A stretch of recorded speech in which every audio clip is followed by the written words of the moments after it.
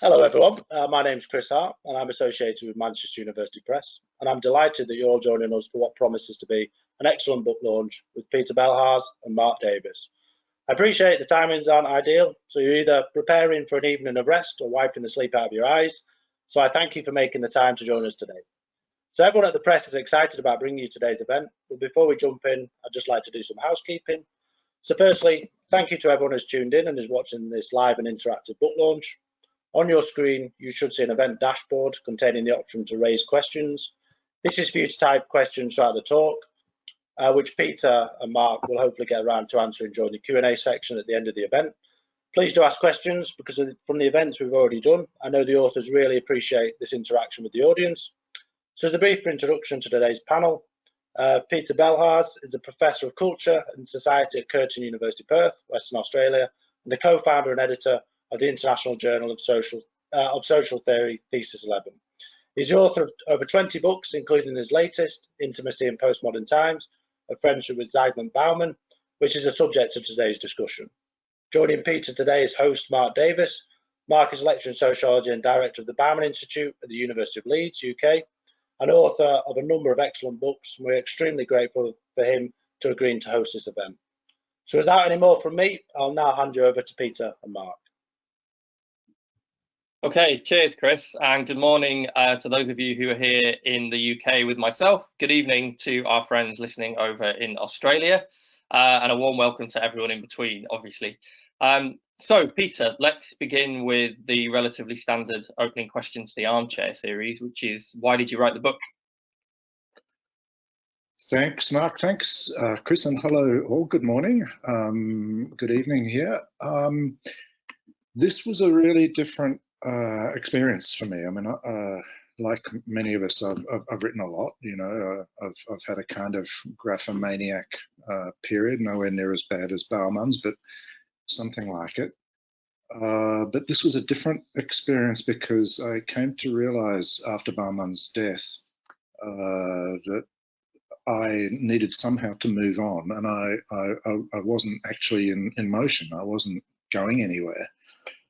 And I came to the conclusion that I should write it out, that writing would actually be therapeutic, and it was.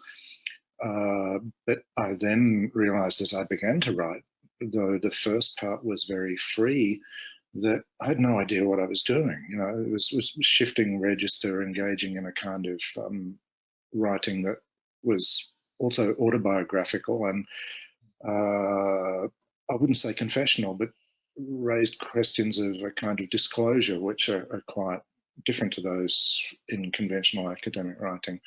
So I set out to write my way out of grieving for Bauman without knowing that there would be an outcome, and prepared to accept that it might be something I just put into a shelf, into a drawer. But I then came to another conclusion that I could co-write my relationship with him. So I would be writing part of his life and part of my life. And in the process came to realize that I also had an archival base to generate this, so that rather than working out of memory, which can be difficult or dubious, I had 30 years of emails and correspondence, and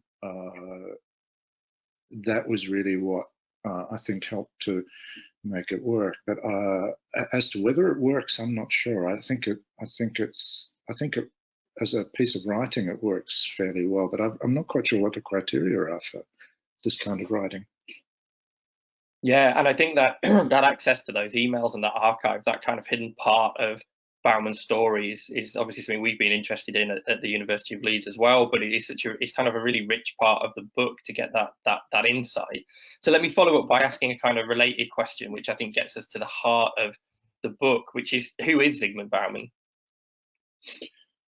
I think it was our dear departed friend Keith Tester who said that after all these years we didn't know.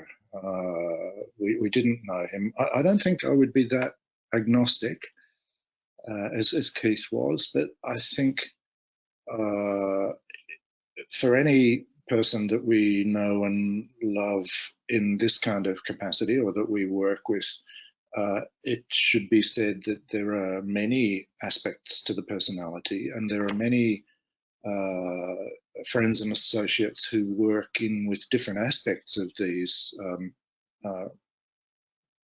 character components. So I suppose what I'd want to suggest is that, contrary to some of the reception of Bauman as being the X guy or the Y guy, the liquid modern guy to the exclusion of all else, or whatever, there's an enormous complexity to do with the kind of reactive nature of his personality and his writing. As we've known for some years, highly mobile, highly responsive, but I'm sometimes given to think with a kind of hub and spoke dimension, perhaps, in which there's a number of coordinating ethical values and concerns about the way the world works, and then a response to the world which in some ways is actually rather like journalism, which is a terribly negative thing to say in some circles, but I think is actually quite illuminating. I mean, after all, Karl Marx was a not bad journalist. You know, Habermas was a journalist. Park was a journalist. Some of the best sociologists, Zygmunt, in a sense, was a journalist.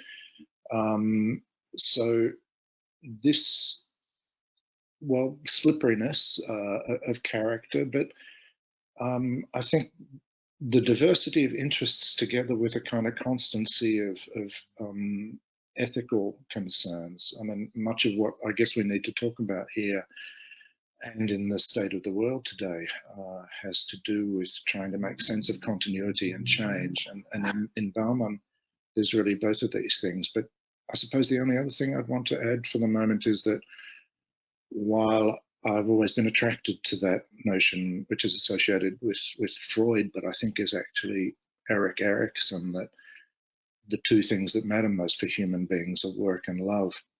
What we came to know in Bauman was some kind of combination of work and love, that they were actually tangled up together. I mean, it wasn't the case that love was necessarily the kind of private,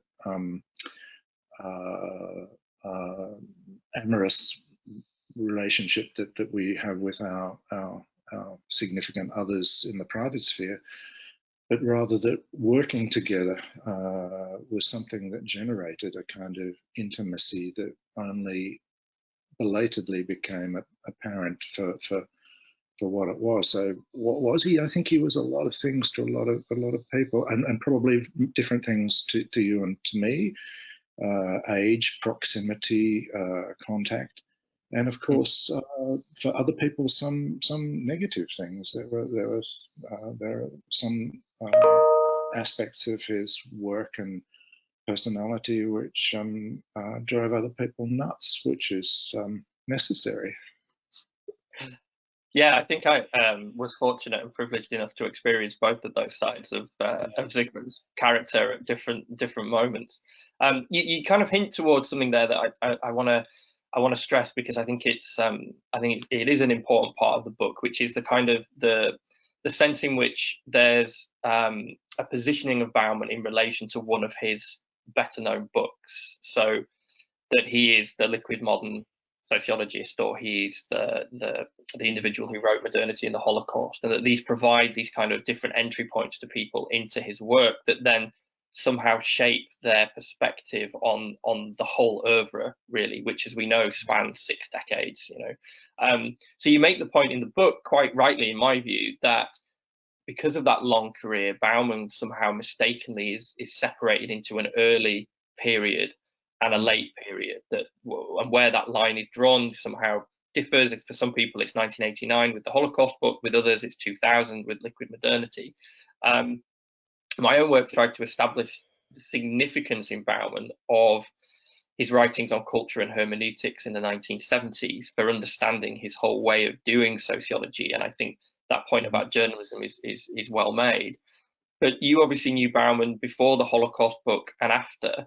So I'm wondering how you view the two early and late periods of Bauman, both in terms of his work, but also who he was as an individual, and whether you can remember the impact that the reception of the Holocaust book had on him. There's so much to talk about, isn't there? I guess on the question of departures or divergences, my inclination would be to think rather of the decision that he made to choose his shift his addressee from us, from academics, from the monograph to a different audience. And I think that's something which irritated academics enormously because of a sense of a proper mode of discourse which he had breached, which is why, in a sense, it's surprising that he isn't castigated more for being journalism. Just to be clear, not a charge I find to be offensive. I think it's actually, journalism is incredibly important. It's probably never been more important than it is now. So it was a political choice on his part. I think all interesting thinkers, especially those with these incredibly diverse projects, are vulnerable to reduction. I mean, it's a convenience device. We need to be able to place intellectuals or thinkers or theorists in particular ways, ergo the A guy or A woman or B woman, or the go-to person. I remember I had a young student once who said that Bauman was kind of interesting, but he's not really my go-to person. Well, he might be, because there's a lot to go to there. The Holocaust book, I think it's interesting to remember in retrospect, was unpopular. It was badly received. It was badly received at the time of its publication because of the then controversial insistence on hooking together modernity and the Holocaust, and quite widespread, I think, and mistaken presupposition that to couple modernity and the Holocaust was to identify them, as though there was nothing outside of the Holocaust in modernity. Far from it. But the association, I think, was in its time really significant, and it's now kind of common sense, isn't it? It's now become part of orthodoxy. It's not controversial apart from in the context of the never-ending and necessarily never-ending discussion about German and world history. That's a discourse which will never end.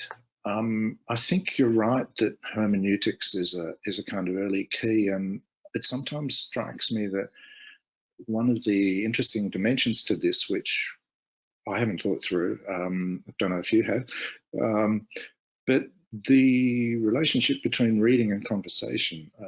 I mean, hermeneutics as a tradition is basically a party of two, and yet Bauman's use or extension or adaptation of that model into the zone of conversation is something which is really crucial for him, so that he doesn't himself then actually follow the principles of hermeneutics, except as a kind of metaphor for communication, open-endedness, dialogue. I think that that's incredibly important, and one of the reasons I find him attractive, but I think other people don't, because especially in Anglo culture, there's a preference under the influence still of analytic philosophy for a certain kind of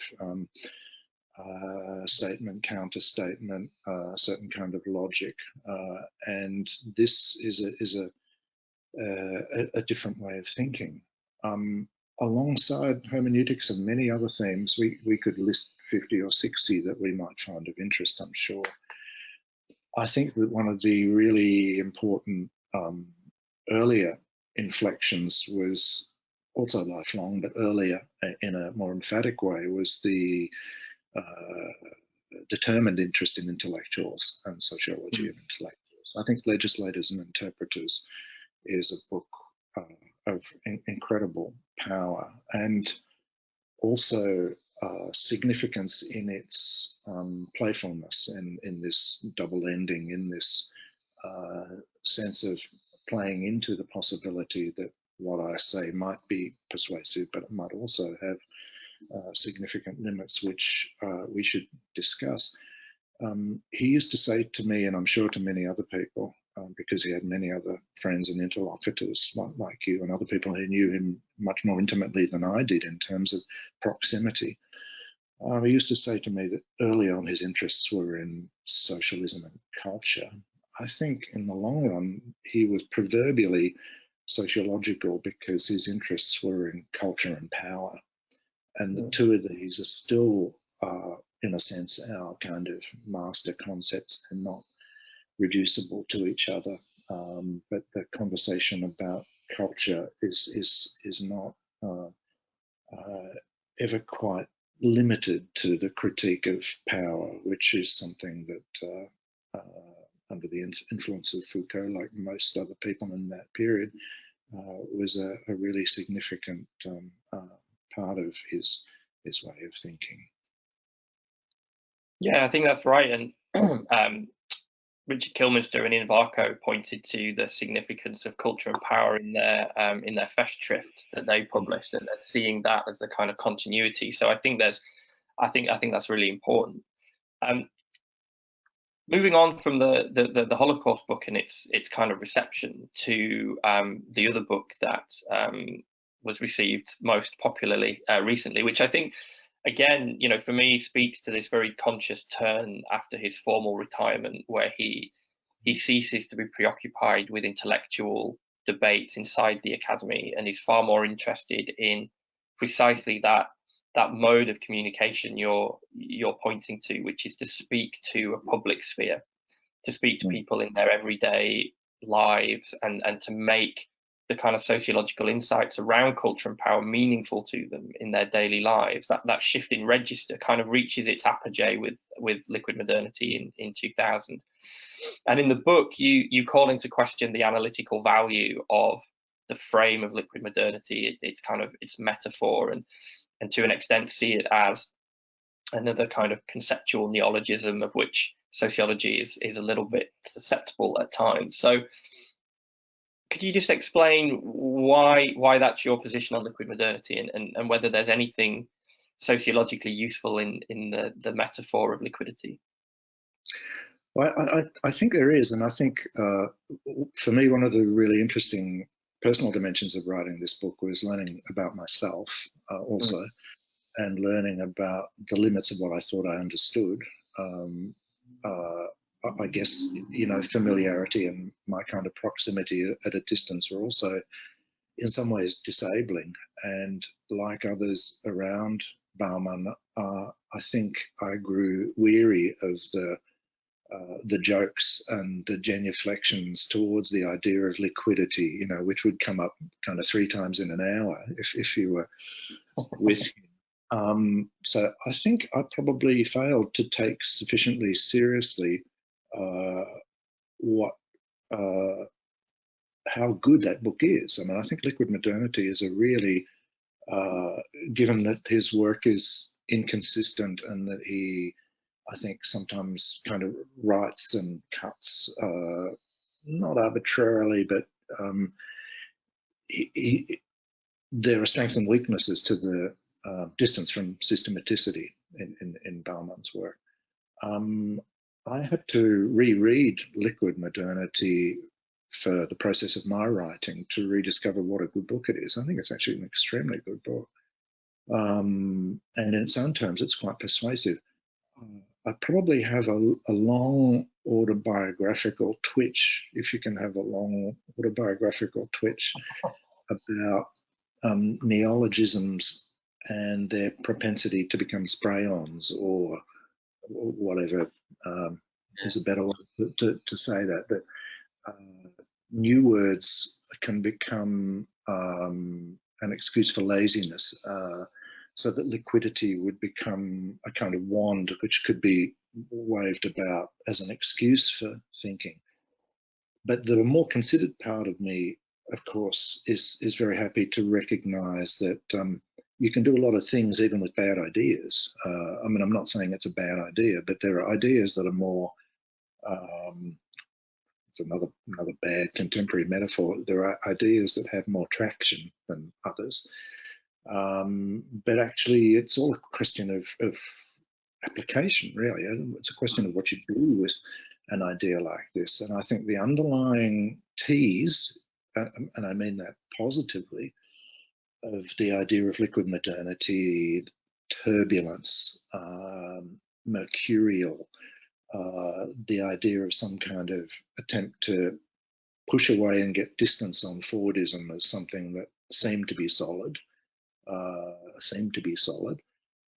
and a new world in which our capacity to plan and anticipate is perhaps daily or weekly. That's a really important kind of insight. So it's been an interesting process of reconsideration for me, because while I wouldn't myself set out necessarily to apply it, I think what it sets out to name is really interesting and important and enduring.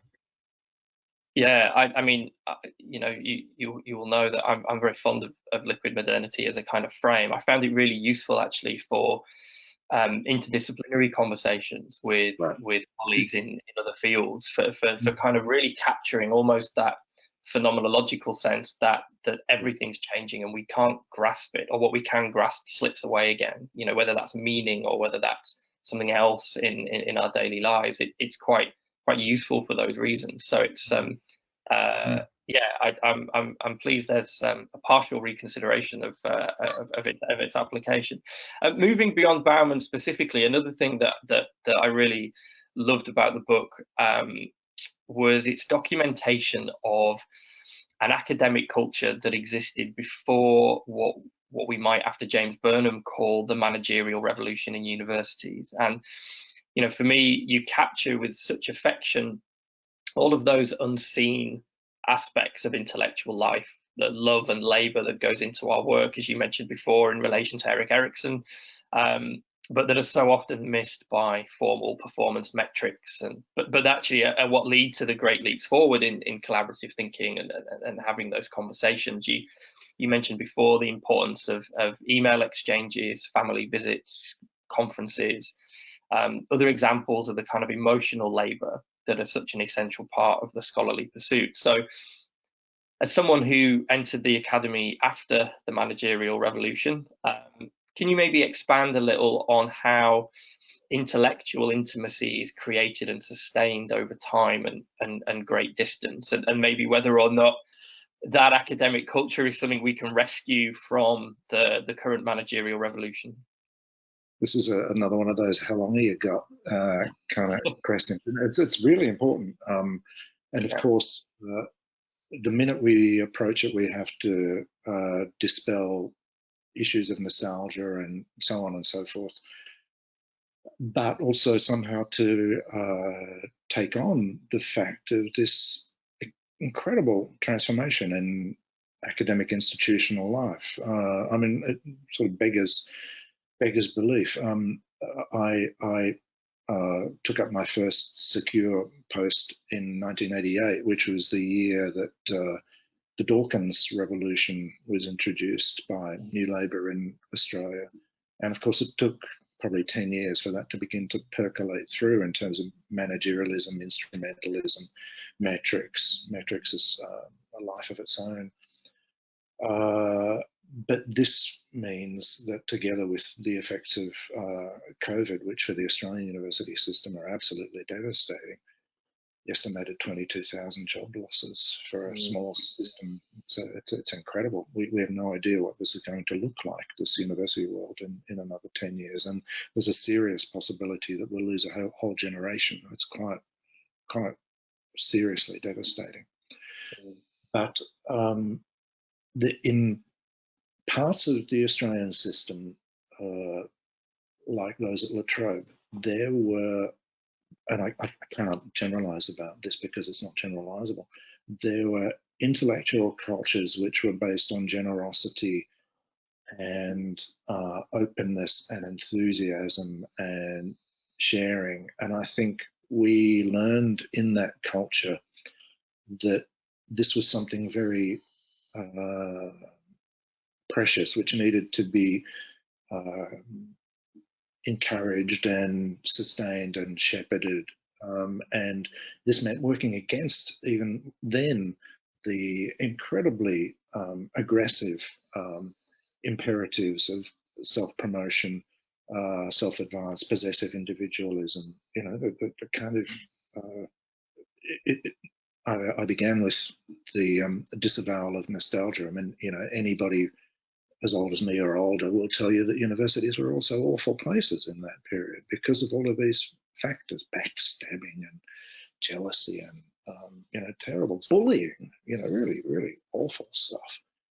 But there was a great deal else, and I guess what in that period was possible, which is now, I think, increasingly compromised, was the integration of a number of critical and cultural building activities within the university. I think probably in a sense what happened in a place like Australia or in some of the Australian universities was that the radical impulse of the 60s was shifted into universities, which became a kind of safe zone for some time.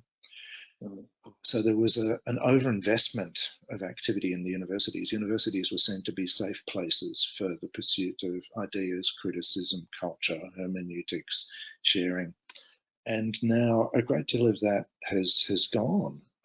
So the question of how to maintain these values, I think, is increasingly difficult. And one of the things I've come to realize for myself is that for us, a journal like Thesis 11 has been incredibly important because it's kind of para-institutional.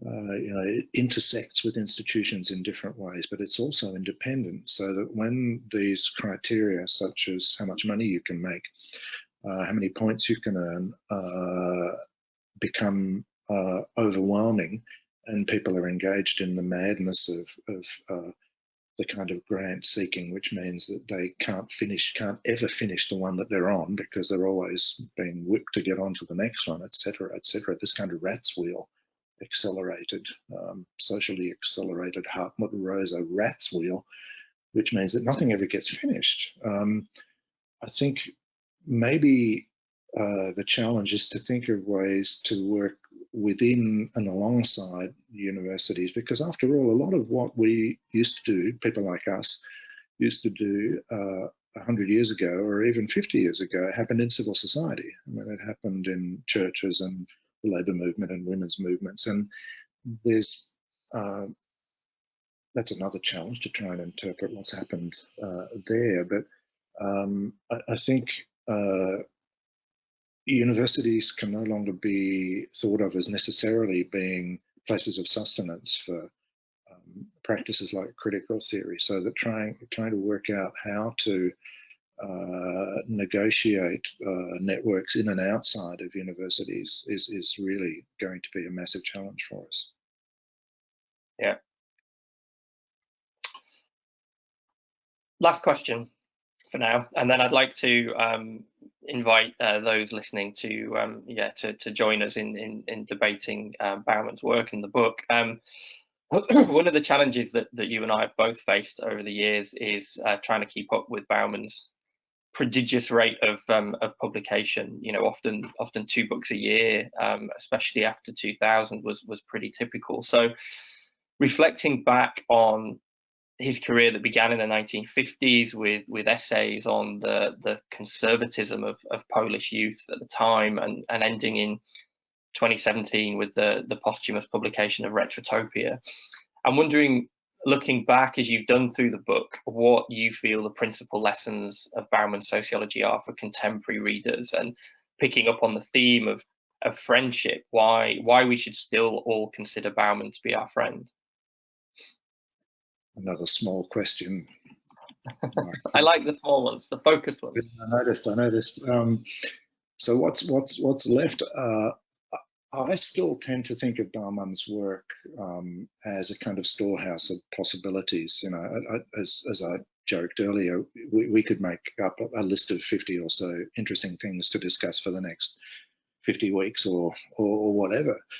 And I think that's one of the strengths, the number of interlocutors, the number of themes, the stuff that goes through, kind of plankton-like, that goes through Bauman's work is I think, really, really inspiring.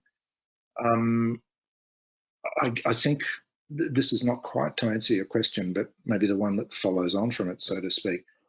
I've been reminded recently of Mannheim's essay about generations and generationalism. I think Bauman, as you know, had this enthusiasm for the idea of the interregnum from Gramsci. I don't think we're in a political interregnum. I think we're actually past that. I think we're somewhere more dangerous than that with authoritarian populism. But I think we are in an intellectual interregnum. The question of what's dying and what's yet to be born, what happens next, especially given the enormity of the intellectual challenges which have emerged in the last 12 months or so. Maybe what we will end up doing, and I don't mean this negatively, is a kind of, for the moment, a kind of business as usual, in which people follow the themes of violence or state violence in Bauman, or the other, or strangers, or globalization, or this very consistent lifelong commitment to exposing and criticizing inequality, globalization, localization, the surplus population, the importance of waste. I still find something that I see every day. The precariat, not his idea, who cares? Interesting ongoing issue. Again, for me, the kind of spoken hub comes to play. I might, as a kind of footnote, also mention that I still find it useful to think of Bauman as an ethical thinker. And I mean this in a fairly personal and kind of ordinary way. His attitude, the attitude, for example, the last, I think, interview with Al Jazeera, Goethe, on happiness. One of the things I notice with my Chinese students is that they often are interested in figures like Bauman or Agnes Heller or others, because they want to know how to live. And this is actually quite a serious, it's quite confronting. It's quite a challenge to think about how we should live and what it is that people of our generation might have to say that could be useful to them. And obviously Bauman is only one of a multiplicity of thinkers who can offer sociological insight and some kind of ethical, critical capacity. But for me, he's one person who's going to remain there. And I guess what's going to happen is that there'll be some people in our field who will continue to view this as a resource, and there'll be other people who, for whatever reasons, have a need to move on. And both of those things will be coextensive and may even be co-connected. But Mark, I know that time is getting on, and I want to just be wicked and flip the final question here back to you, because I know that you're involved in a very serious project, 3 volumes, which is looking to establish something of the diversity and the utility of Bauman's work out of the archives. Are you in a position to give us a little glimpse as to what? Yeah, sure. I can. I mean, I think, excuse me, particularly in picking up on that idea of what Bauman's going to mean in the future and to younger generations in particular. I think that the project is quite useful in that sense. So when Bauman died in January 2017, the Bauman Institute at the University of Leeds, which I founded in 2010, and you've been a very generous member ever since. We were gifted all of the materials really that were within Bauman's house, one Lawnswood Gardens, where you and I have been fortunate enough to share the odd vodka and glass of wine over the years. So they were given to the university through the Bauman family.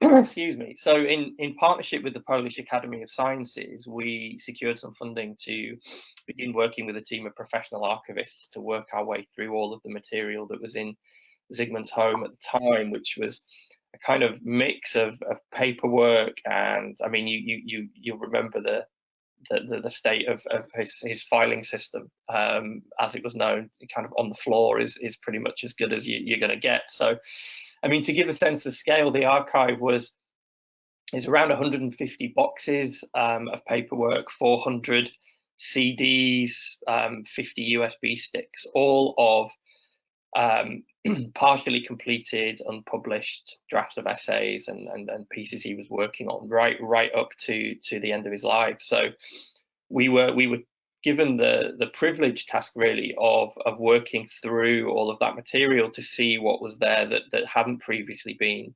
available to those of us who were interested in his work, and that might stitch together some of the interesting questions, the kind of plankton you mentioned before that moves through his work. So yeah, we're working to, or have been working to, identify which pieces of that archive are not yet known and not widely available.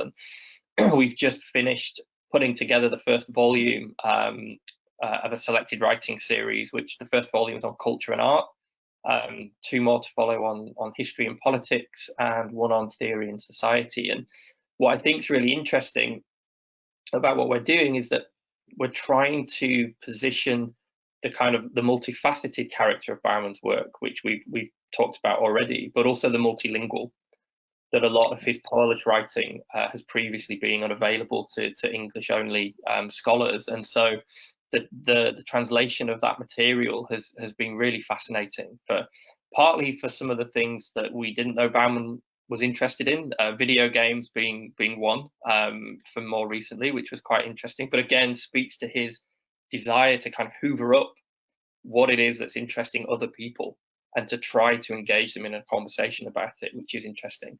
But also the continuity of his concerns around culture and power, as you mentioned, which I think is really interesting to see it develop over time. So yeah, so that's the project we're currently working on at Leeds, and hopefully the first volume of that will be out the middle of next year.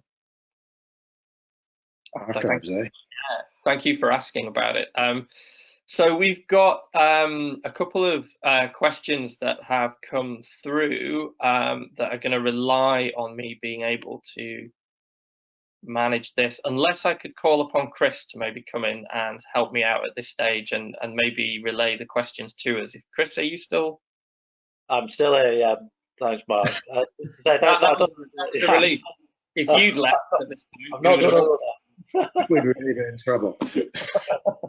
Yeah, I'll just say thanks just for a great talk. I've really enjoyed that. But yeah, we've got a few questions, as you mentioned, and please do raise other questions if anyone out there has got some more. So I'll launch in there with the first. So I've got a question from Adrian, who says, "Hi Peter, morning Mark. Thank you for this discussion. Much better. Well, this is good. Much better than the Today programme, which is nice. So we've had a lot of discussion lately at Leeds about Bauman's remarkable influence and visibility in different countries around the world. Just thinking of China, Japan, Latin America. Could you say something about this, Peter? And why do you think his work resonates so much outside the Anglosphere?" That's from Adrian. That's really interesting. I mean, I guess all of us, in some ways or another, have an interest in the diffusion, transmission. You know, things stick, some things don't stick, some things travel, some things don't. Almost no effect in the United States in Bauman's case. Interesting kind of puzzle. Significant effect in Latin, Hispanic cultures, with reference to the later work and the political persona. I mean, there is this interesting, Mark mentioned this interesting contact between this old, sagacious, difficult Polish Jew and people in their 20s and people in late high school who would ask him questions often about how they should live. In the case of China, my experience working in China and our teach in China is that the levels of omnivorousness for work like this are just incredible. The levels of translation, the levels of consumption of critical theory broadly conceived are really extraordinary. These people are incredibly smart, incredibly curious, know much more than we do, and of course have a whole series of traditions of their own, which we're not immediately privy to in addition. Otherwise, he was disappointed by the German reception, I think, limited German reception, partly perhaps because there's something about taking calls to Newcastle in the Holocaust setting. French culture has a set of dynamics which I think are really quite distinct and, again, very, very strong internally. Mark, what would you want to throw into that?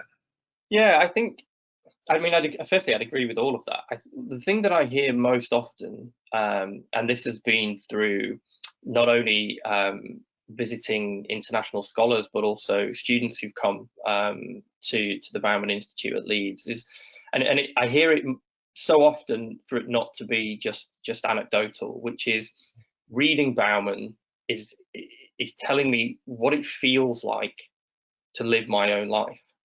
That sense in which he's able to kind of capture the way in which people experience the world, despite that generational and geopolitical difference that you point to, that he's able to kind of narrate almost the existential experience of the world back to people. And I think, again, that's one of the reasons why this idea of liquidity has had such resonance, and why his writings on globalization were so taken up by a lot of youth social protest movements. You know, we know his influence in particular on Occupy, for example, that he's able to describe the world that people of that generation have found themselves in, who don't have anything else to bring to the party in terms of how the world was beforehand. That experience of a solid modern world, the way things used to function, as having almost gone. And I think particularly in an age that's so driven by the internet and by that kind of technology where everything is flowing and everything is moving, Bauman's almost synthesizing of different lessons of sociology and his re-narration of it through this framework of liquidity speaks to people in a way that other things they read don't. And that is universal in the sense that I've heard people say that to me from Spain, Italy, Mexico, Brazil, and South Korea and China.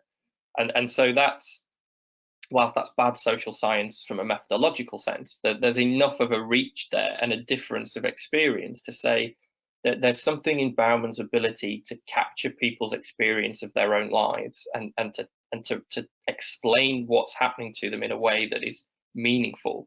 And I think part of that goes back to what we were speaking about before, which is around this idea of his kind of journalistic quality, that he's less interested in explaining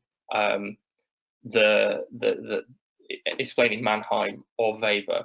He will find the lesson in Mannheim and the lesson in Weber in a soap opera or a newspaper article or a video game, something that will connect far more quickly with someone's day-to-day experience, and they will still get the same message. but he's kind of eschewed the formalities of academic work after retirement in order to connect in precisely that way. And I think for me, that's why his work has always traveled so well. It's accessibility, it's kind of aesthetic and literary quality, as well as its capacity to explain how people are confronting the world in 2010 or 2020. Thank you. Okay, I've got a couple of questions I might try and tie together, hopefully successfully. So just bear with me, it's just disappeared off my screen. So James has asked, James says, thank you to Mark and Peter, great discussion and some real insights into this unique work. Peter, you spoke of a sense of living through an intellectual interregnum. This is a really interesting idea. Might you please elaborate a bit? And do you see any resources in Bauman that might help us work and think through this, so specifically with Bauman? And then the other question, which I'm going to try and tie to this, is Alfie. I hope I've pronounced your name correctly here. But making sense of change and living in America can be a challenging matter. So Bauman has given us many clues, especially the relationship with power and liquidity, how truth is manipulated, how ethical values can come under assault. And then they've asked, what can we do to alert younger people? And is there anything in Bauman's work and writing that looks at how you communicate these issues to the next generation or younger, or to students? Wow. I would defer to you, not to me. The interregnum, I've also been cautious about this category, as I might have mentioned in passing. I know Keith Tester was very interested in it, and Bauman, but the idea of being in a political hiatus, I find less than persuasive, and I can't offer much more than I have on the idea of an intellectual interregnum, because I had this idea yesterday, and I'm sure other people have had it, or some variation of it. It's only really a name. A lot of what we're doing is talking about naming. We would have had this conversation already before the present crisis in its manifold forms. I guess it was one of the forces of impetus towards the postmodern and the liquid modern, the idea that the intellectual tools that we had were redundant, that somehow social realities and challenges and forces and media and the whole shebang was so different that the old intellectual apparatus would no longer do, whether it was critical theory or Foucauldianism or whatever, that the tools no longer could address the realities in front of us. So I think probably for the better part of the 20th century, probably for the last 2 centuries in the West, which is what my knowledge is limited to, there's been a sense that the object is always getting away from us. Objects are always ahead of us, and we're always trying to adapt. We're trying to mediate between tradition, which is what we carry behind us, and the present and futures that are unfolding in increasingly uncontrollable kinds of ways. So maybe this, what I've called an intellectual interregnum, is nothing new at all, except that we have this heightened sense in the face of authoritarian populism and its entrenchment. I mean, how long is it going to take the United States discernibly to repair? People use words like repair or correct, as though this is some kind of marginal adjustment. I can't see this. I can't imagine what the next generation or 2 generations will achieve in the face of the incredible challenges that are presented by a situation like the United States. And then, of course, the virus. We have, as intellectuals in the West at least, we have a kind of propensity to want to invent new devices to make sense of new phenomena. What it's going to take, what the elements of continuity also are when we talk about the virus. I mean, in Australia, the most striking sociological observation to be made is that this has been like watching Sociology 101. We've been reminded about precarity, casualization, insecurity, risk in everyday life and its asymmetrical distribution. It's all stuff we know about, but actually it takes the freezing of a crisis, the ruptural point of a crisis, for these issues to be posited. And now, because of the relative success of the strategy that's being employed in a place like Australia, everybody's very keen to get back to business as usual. There'll be no significant social change at all. So I'm sorry, I should stop talking because I'm talking too much. But question on notice, the interregnum. For the forms of communication, that's a really good question. And I guess one of the interesting things that might be observed about Bauman's change of MO across the path of his later life is that, in a sense, he was highly postmodern, liquid modern. I mean, you know, he was addicted to the internet, absolutely.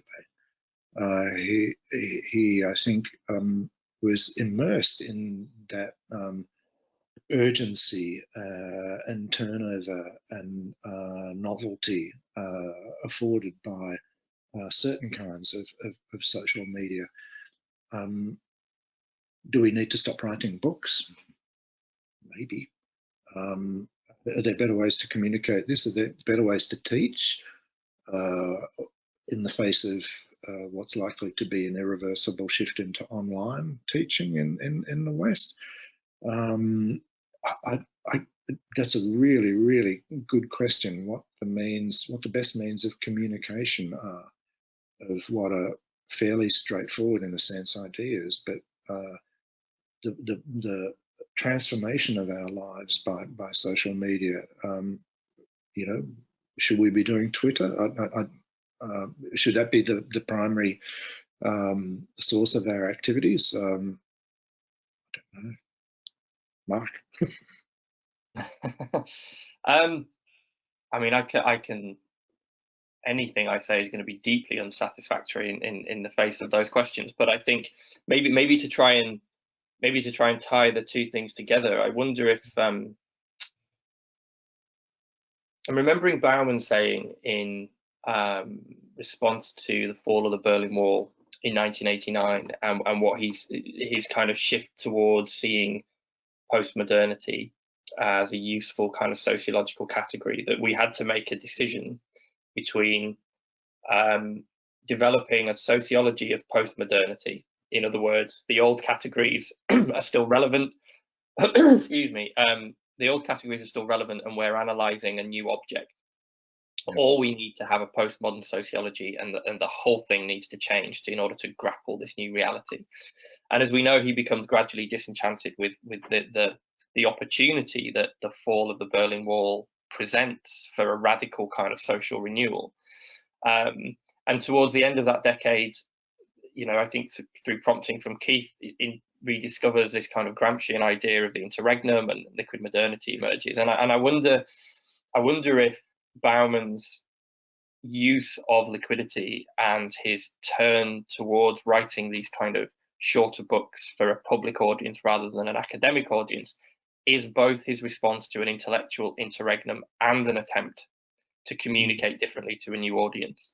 And I wonder if the same question needs to be posed to us now, as in 1989, which is, to what extent has the reality of the internet and its saturation of every aspect of our kind of working life and our living life? You know, most people wake up and the first thing they do is they check a smartphone, or, you know, there are people in bathrooms right now probably listening to this, although that's a slightly strange idea, that we might need to rediscover or ask ourselves the question of whether or not the categories of sociology can grapple with a reality that Bauman narrates as this distinction between online and offline life, or if we need to radically rethink the profession of sociology and what we do to deal with a new reality. And I think maybe that is our response to the intellectual interregnum, is take that question seriously and find out what a sociology for this century is going to have to look like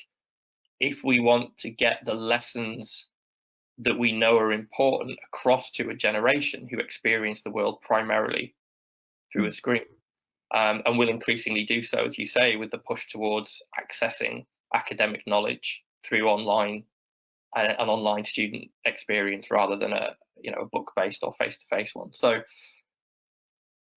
I don't think that's an answer, but I think it's potentially a way in which we can think about the challenge for sociology in dealing with a world that is now needs to face up to that intellectual interregnum, and I think take the internet and what it's done to social life more seriously than it presently does. I still think there's a temptation to imagine that this is somehow separate. It's not really, despite what it's done to all of us and our reliance on it during the pandemic, that it's somehow separate to the way in which our behavior is being shaped, influenced, our thoughts are being shaped, influenced, and some of the political consequences of that you've already mentioned. Thanks, Mark. Thanks, Peter. So I'm conscious that we are obviously coming to the end of the event. I just want to acknowledge one final question we won't get around to from Caroline Winterskill, who's obviously very important to this book. She just said, I won't go into a question. I think some of the questions have been covered actually, but she's just put she's delighted to see the book come about and stuff. So just to acknowledge Caroline on this. I've got one final question. It's much more trivial than all these, so you'll be able to answer it very quickly. So I was really interested in your anecdote, Peter, about your student who said that Bauman wasn't your go-to guy. It wasn't his go-to guy, sorry. So my question is, can you remember the point when Bauman became your go-to guy?